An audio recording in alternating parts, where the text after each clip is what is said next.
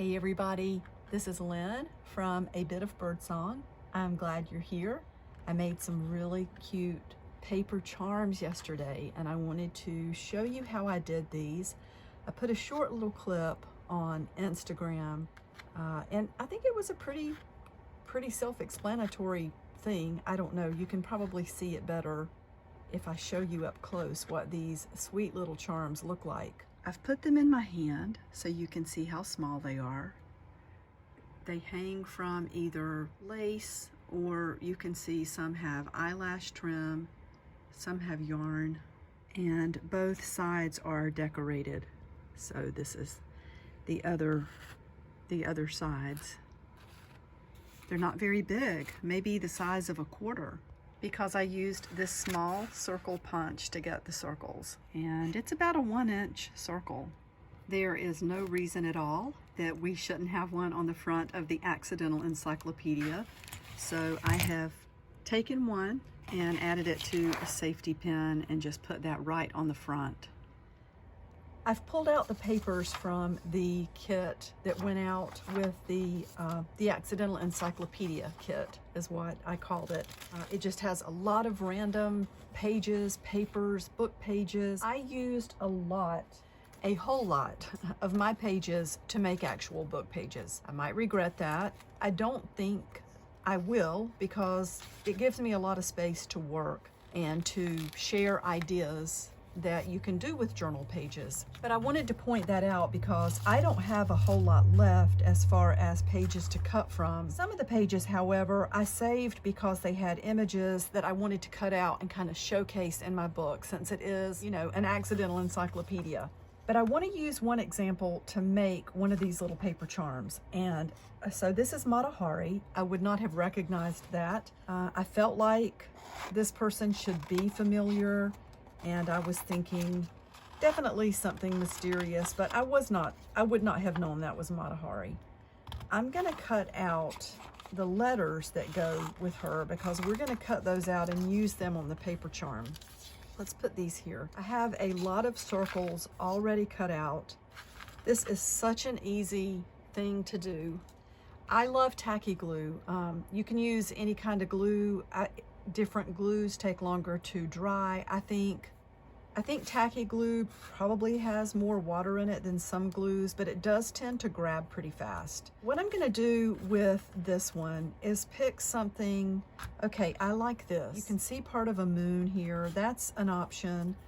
This is a circle cut from a jelly print that I did. I like the design on that, so that's an option. We're going to be putting at least the words or the name Matahari on here.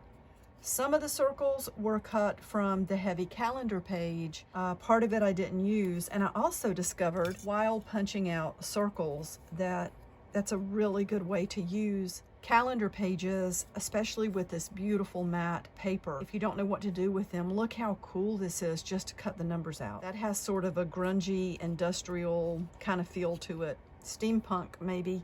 You can incorporate that into a lot of different styles. Let's just go with something. I'm gonna use this one because I like this curly Q on there. What I did was put glue all around in a circle. Makes it easy. This just kind of picks up the next thing. That's the second layer, the third layer,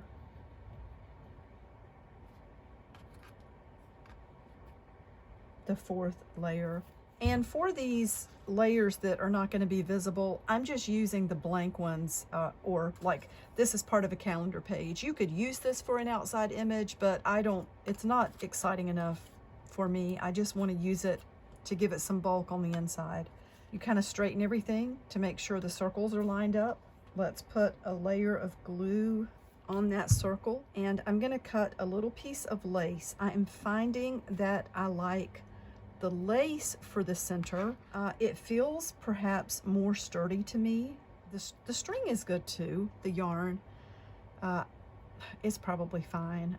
I'm just thinking about durability. If you hang this from a paper clip or whatever, you could use so many things for this. And I even wondered what would happen if you glued a paper clip in between.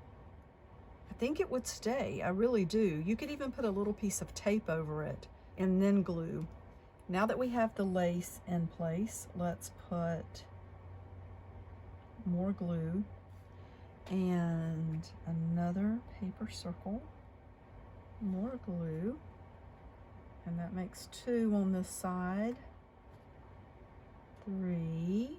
And now on the outside, let's put this image of Matahari.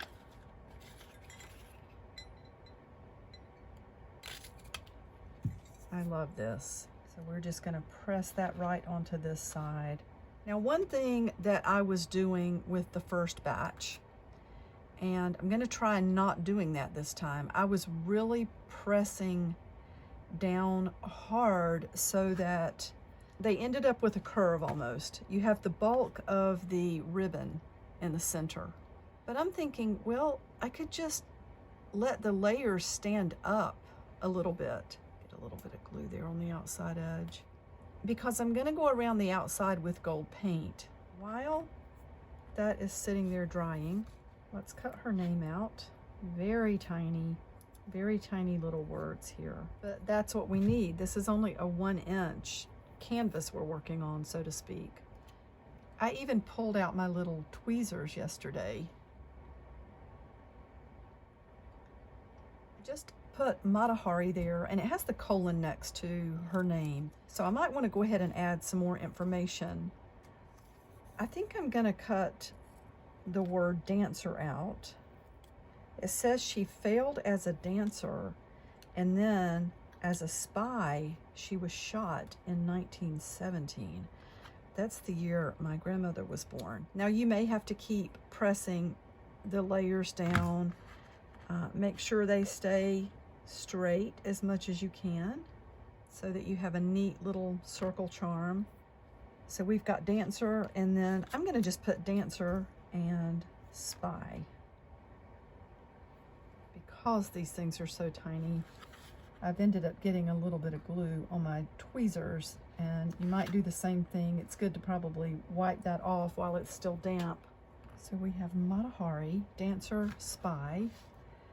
You can probably adjust those a little bit while the glue's still wet, and you can wipe away the excess with your fingernail or a paper clip. I love working with gold paint.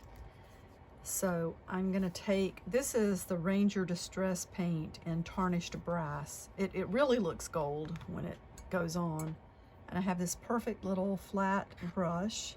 There's usually actually enough in the lid after shaking it to fill in this area around the outside. And what I did yesterday, I let these dry, and then I went back and touched up some areas where I felt like it just needed more of the gold. And one thing that I love is that the bristles will kind of naturally just brush along the front and back of the charm, so you get a little bit of gold around the edge. It seems like it looks better when it happens accidentally instead of trying to do it on purpose. Probably because it's such a small space. I don't know. This is probably when the tweezers are a good idea, because you end up with paint and glue on your fingers, and you can easily get that on the front and back. I could sit here and make these all day, I think. The only annoying thing is how the glue can get stuck all over your fingers. The charm is dry at this point. I did go back and put some ink around those blocks of words and her name, and I love the way we've just got a little bit of accidental gold paint. I've put it on a paper clip. Even though we've not worked that far into this journal, I'm gonna go ahead and paper clip that to the page. I know we have two here. We're not gonna worry about the duplicate look of that for right now. I did want to show you though this easy way to make a charm. It's just so pretty. And something else that you can do with these images that you cut out is incorporate them into a journal page. I'm not going to put this one on here. It doesn't it doesn't really fit. I'm not working with it right now, but there are elements that you can incorporate almost as a formula to make a nice journal page. Things like this would add, like if you're trying to bring in 3 elements in a collage, this would be so awesome. And then you could, you know, paint or draw circles around that. So that's it for today. In closing, I did have so much fun working with these yesterday. Again, just the paper, the little circle punch, and you can do so many things with just scraps of paper. Sometimes I get myself into a mental state where I think, what can I do? What can I do? But just start looking through your papers and flip through a magazine, find some inspiration, watch a couple of channels, and I feel like that will get the creative process started sometimes. Anyway, I hope you enjoyed this and I hope it inspires you. Thank you so much for watching. Bye everybody. See you soon.